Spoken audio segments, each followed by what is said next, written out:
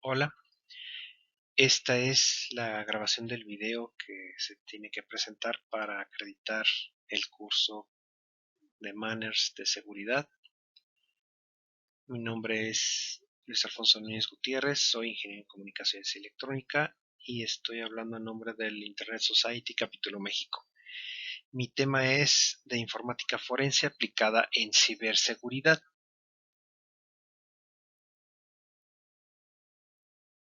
Abro con una frase que me gustó de Ernesto Sábato que dice que nada de lo que fue vuelve a ser y las cosas y los hombres y los niños no son lo que fueron un día. Un perfil básico previo eh, que considero que tendría que ser original para este tipo de cuestiones. Soy ingeniero en comunicaciones y electrónica, como ya lo comenté, por la Universidad de Guadalajara, Jalisco, en México. Soy también perito en informática forense. Desde hace 8 años que estoy como independiente apoyando al Consejo de la Judicatura del Estado de Jalisco. Soy también presidente y miembro fundador de la Asociación de Profesionistas en Ingenierías y Tecnologías CCC. Esto es de manera muy breve lo que he hecho en el recorrido que tengo. Y vamos a iniciar con antecedentes de lo que considero que tendríamos que hacer en la presentación que estoy haciendo. Originalmente los servidores, si ustedes recuerdan, por allá por los noventas, mediados de los noventas, eran todólogos. ¿Qué es esto? Que los servidores y los equipos que se conectaban a redes eran pues máquinas con obviamente mucho menor capacidad, incluyendo los servidores, pero los servidores hacían de todo. Esto es, controlaban las aplicaciones, controlaban el acceso de usuarios, hacían el control también de impresiones y una larga lista de etcéteras. Con el tiempo sabemos que esto se ha ido modificando y ha llegado el momento de que en el día de hoy lo que hacemos es que cada servidor ya está especificado para una tarea en específico, valga la redundancia. Esto es, ahora hay servidores de correo, hay servidores de accesos de usuario, hay servidores de etcétera. ¿Cuál fue o cuál es la forma entonces en la que esta manera de trabajar ha ido cambiando y esta misma forma de trabajo ya desde aquel entonces había personas que tenían la curiosidad, vamos a dejarlo en esa manera, de realizar en algún momento un acceso no autorizado a lugares a los cuales no se les había permitido el mismo. ¿Qué es esto? Por ejemplo, controlar entradas, controlar el, mm, el will de acceso de usuarios, revisar y controlar las impresiones, etcétera. Esto era, pues, información que solamente el administrador o los que el administrador generaba para el propio eh, consumo o para el propio uso de la red y del sistema, de acuerdo a las propias políticas que se manejaran al interior de esa red o al interior de esa institución.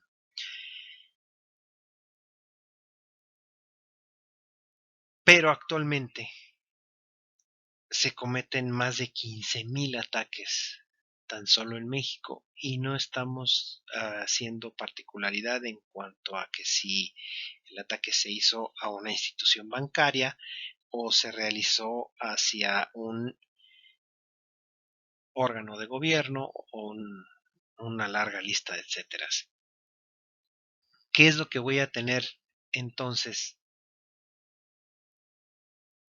Bueno,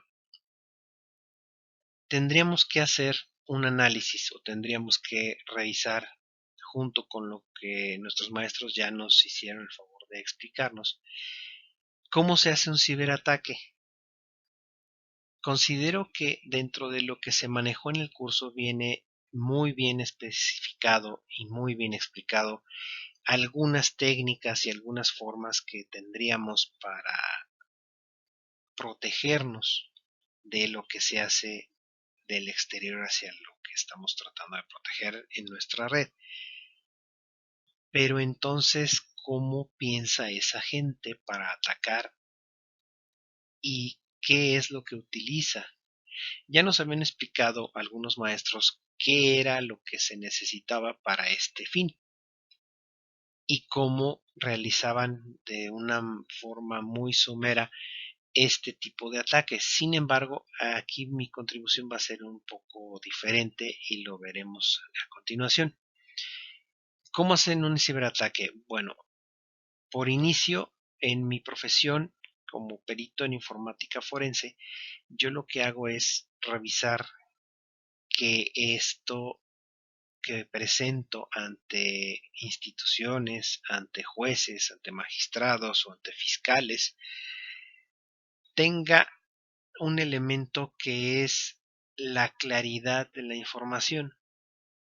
Para esto yo necesito conocer de primera mano, o por lo menos pretender que así lo es, que yo conozco el proceso, el cual sí conozco, porque también tengo algo de entrenamiento para administración de redes en el sistema ya viejito de lo que se trabajaba en una plataforma que ya ahorita no existe desafortunadamente, pero las bases son iguales de saber cuáles son los elementos de seguridad, qué se tiene que hacer para rescatar y respaldar información y una larga lista de etcéteras que tampoco voy a poner aquí a puntualizar porque ya todos lo sabemos.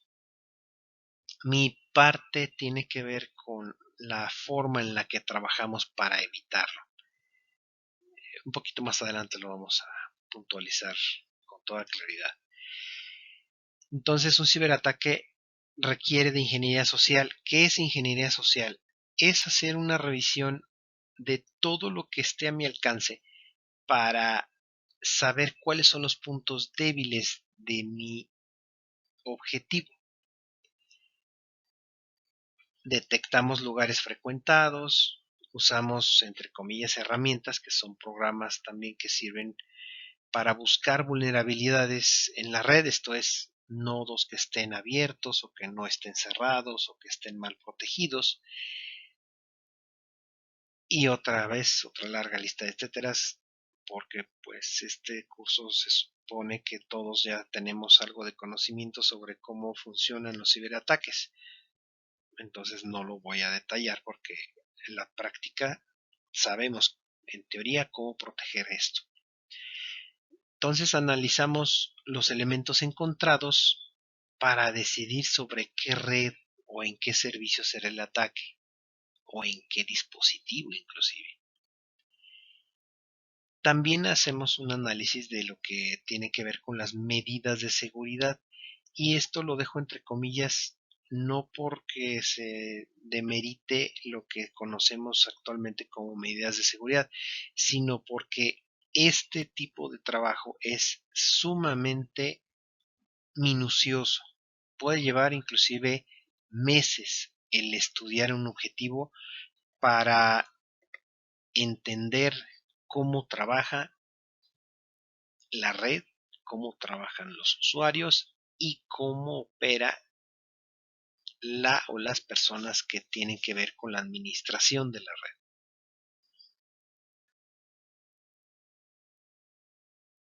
Como ruta de seguridad, hasta ahorita que yo sepa, no hay un manual específico para seguir, puesto que cada administrador o cada persona que trabaja dentro de una organización en la esencia tiene campo libre para trabajar con lo que tiene y en la medida de lo posible se determinan o se ayudan a generar ciertos protocolos o ciertas medidas. ¿Qué hacemos? Cuando yo quiero hacer un proceso de ataque. Me voy a ir por algunas etapas. Me voy por reconocimiento pasivo, luego reconocimiento activo superficial, luego el reconocimiento activo en profundidad, el análisis de vulnerabilidades, la explotación o el ataque en modo puro, luego su consolidación, el borrado de rastro y reporte. En cuanto al reporte, la gran mayoría de las veces se hace para uno mismo, aunque en mi caso a mí me contratan también para hacer este tipo de ataques y saber si una red es vulnerable o no y en qué puntos es vulnerable. ¿Cómo hacemos un reconocimiento pasivo? Por ejemplo, hacemos un rastreo de la información que exista del objetivo mediante técnicas de información, valga la redundancia, utilizando Whois y otros motores de búsqueda que ya son por todos conocidos. Este rastreo, revisamos toda la información que resulte básica para el análisis, como los datos de qué dominio o dominios utiliza y cuáles son sus dominios que tiene la empresa. Asimismo, revisamos qué sistemas tiene implementados en línea, qué datos tiene el contacto de los registros, así como la identificación de funciones que son críticas y que maneja personal clave de la empresa. Sus cuentas de correo corporativas, obviamente, así como las cuentas personales de usuarios corporativos. Como se darán cuenta, muchas veces no es solamente llegar y, se me ocurrió atacar al Congreso del Estado. No es tan sencillo, necesitamos elementos y necesitamos mucho de lo que puede ser información que se esté recabando, la cual puede tardar, como mencionaba, incluso meses. Hago después un análisis de sus publicaciones, de sus contactos, de los proveedores y de los clientes incluso de la empresa. O sea, aquí estamos hablando de que a través de Manners es correcta la apreciación de que tenemos que cuidar todo nuestro entorno, no solamente el área a la que nosotros estemos enfocados, que pudiera ser si soy ISP o si soy un usuario final, debo de conocer ciertos elementos. Bien, me voy también a revisar los documentos públicos que son relacionados, esto es, en dónde encuentro direcciones de páginas web, de correos electrónicos del nivel corporativo, quién es esa persona, qué lugares visita, etcétera.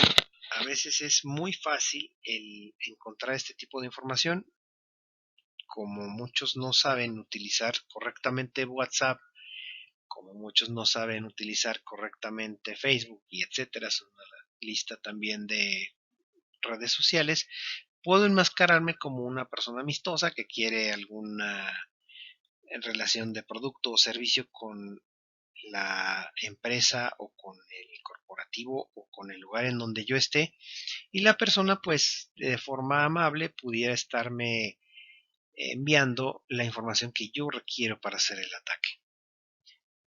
Con esto también puedo conseguir metadatos. No tienen ni idea de la cantidad de información que a través de metadatos se pueden conseguir.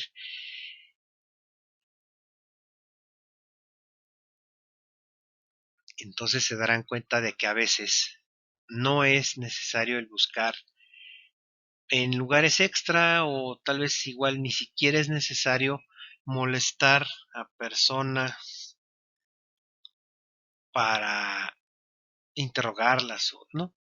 Hay personas que en la esencia les gusta platicar. No sé, la secretaria de la recepción, eh, alguna algún personal de apoyo, un operativo, no sé. Hay tantas personas que no conocen de ciberseguridad que con la mayor facilidad una persona que esté fuera del entorno o que no esté capacitada y que no conozca los riesgos de lo que estamos platicando, sencillamente va a soltar toda la información que yo requiero y no voy a necesitar gastarme meses. En minutos puedo conseguir esa información.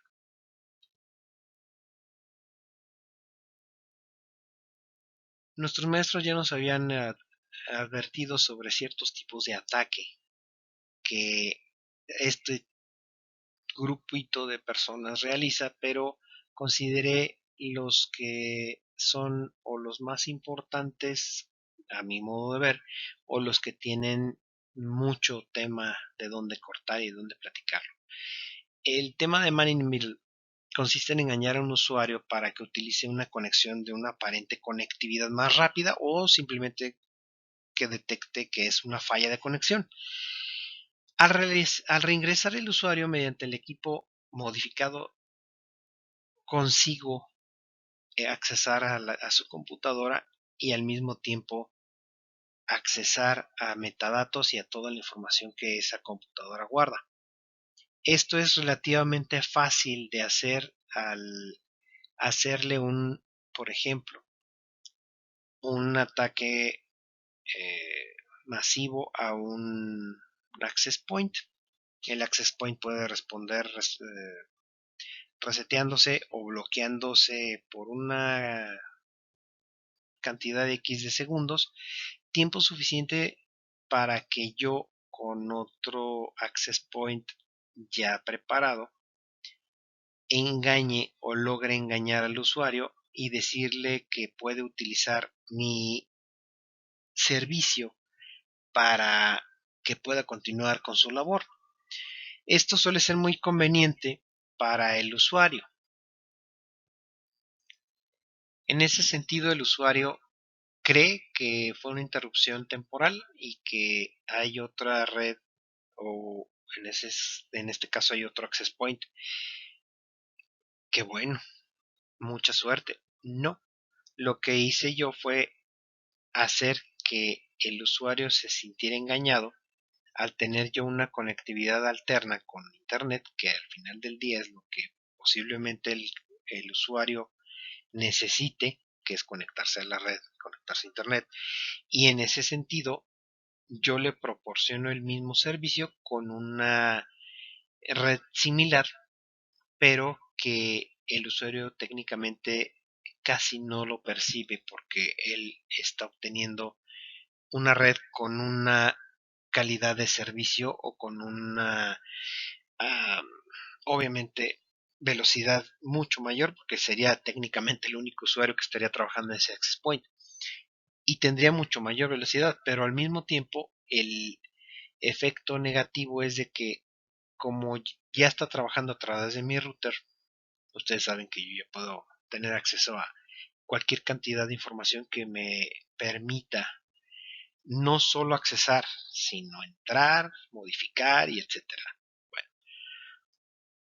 ¿qué es el ransomware? Bueno, es una de las peores herramientas de ataque que tienen los que se dedican a esto y consiste en generar un encriptado en todo parte de un sistema mediante acceso a puntos clave o a lugares que después, ya mediante una módica cuota, me estoy siendo irónico, se enviará una contraseña o el código para desencriptar.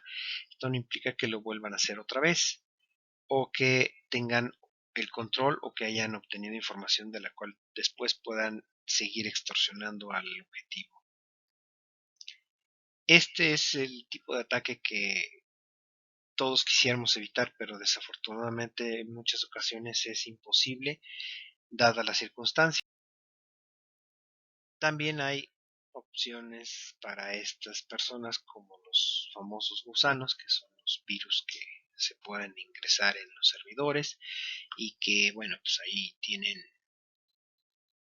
su forma de seguirse desarrollando, pero bueno, creo que también nosotros tenemos herramientas para poder detectarlos y al menos aislarlos en ese sentido.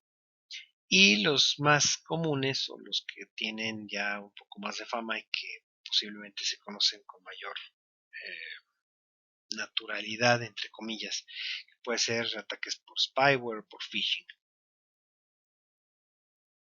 En lo que refiere a la seguridad, entonces, ¿cómo debería ser el proceso?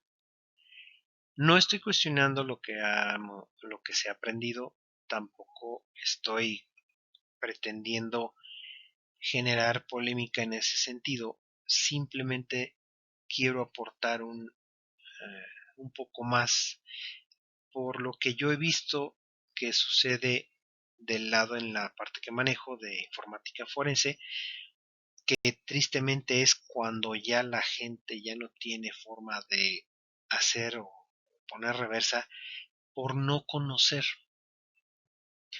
En ese sentido, es un acierto que tengamos el proyecto en Manners. ¿Por qué? Porque tenemos la posibilidad de apoyarnos entre nosotros, entre los que somos directamente involucrados en el tema de la seguridad. Y entonces, nosotros somos los que tendríamos que generar en ambos sentidos. ¿Qué es lo que estoy queriendo dar a entender con esto? El proyecto Manners es muy bueno, muy interesante, aunque la finalidad del mismo siento que le falta el factor humano, no entre nosotros, porque se supone que nosotros también tendríamos y vamos a tener mucho mayor entrenamiento para conocer y detectar este tipo de anormalidades, sino con el usuario final. Yo aquí me estoy refiriendo no a los usuarios que tenemos toda la experiencia, todo el conocimiento y la forma de saber detectar errores, sino del usuario final. Estoy hablando de la persona que es otra vez la secretaria de la recepción, el profesor que da clases de biología, el estudiante de administración, gente que no conoce en lo más mínimo de temas de ciberseguridad. Sin embargo, utiliza el equipo, utiliza el sistema, utiliza los aparatos. Pienso que ahí es donde necesitamos también generar un puntal de trabajo. ¿Por qué? Porque son los más protegidos y son los que indirectamente ayudan a que esto siga proliferándose.